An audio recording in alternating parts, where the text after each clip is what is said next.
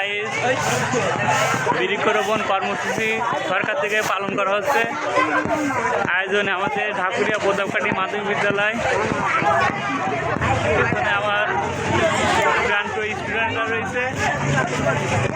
এখন আমরা র্যালি দিচ্ছি।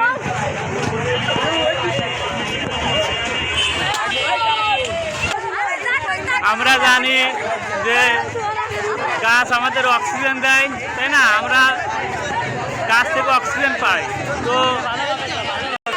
তো আমাদের দেশে একটা দেশে বনভূমি কমপক্ষে 25% দরকার, কিন্তু সেখানে আমাদের আছে মাত্র কত %?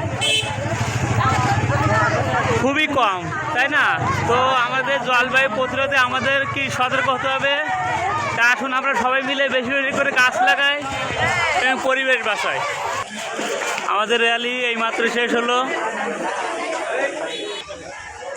বৃক্ষরোপণের কর্মসূচি হিসেবে আমাদের সাথে আছেন আমাদের প্রতিষ্ঠানের প্রধান শিক্ষক এবং সাথে আছে ছাত্রছাত্রীবৃন্দরা।